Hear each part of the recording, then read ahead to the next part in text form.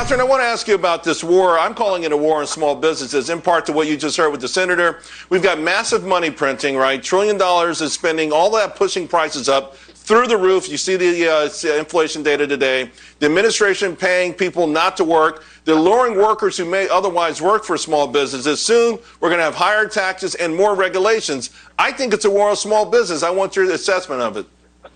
Sure, it's part of what is difficult to undo, which is big government intervention. You know, Milton Friedman said there is no such thing as there's nothing as permanent as a temporary government program, and that's effectively what we're seeing now. The emergency is over, yet emergency measures continue, both from the federal government with inordinate, profligate deficit in finance spending, as well as the federal government, which continues to keep rates at zero and buy $120 billion in assets per month.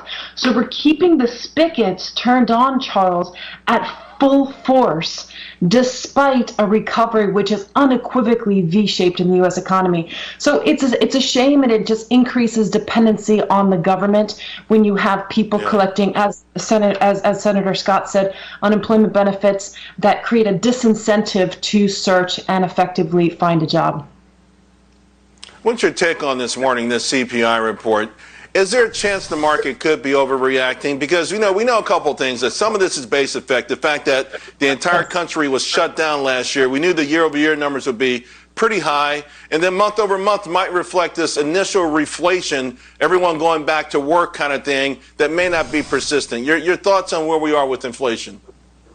2/3 of the inflation data this morning, which came out really, really high, the highest we've seen in many, many years, is due to temporary factors. That doesn't mean that it's a one-month phenomenon, though, Charles. We should expect inflation data prints to run hot over the course of the next several months. But the Fed is right in a certain sense that a lot of this is temporary, from shortages, from base effects. Last year was horrific. We all know that. So numbers are going to come higher. What's not temporary and what's structural is the combination of demand pull inflation, which is this economic recovery and exorbitant demand from the U.S. consumer returning to his and her habits of consumption from the past, pre-pandemic, as well as fiscal stimuli and monetary stimuli.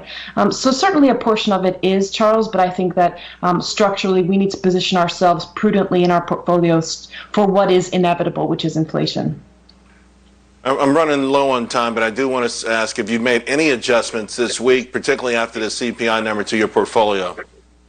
Yes, I think we should be adjusting for those sectors, those industries, those names that can effectively pass along higher costs. Those that historically have outperformed in inflationary scenarios are energy, our materials, our real estate, our staples. These are the sectors that if you're not in, you should start accumulating. The reason that tech has been, beaten up so badly is because it's one of the least next discretionary that has performed very badly in inflation.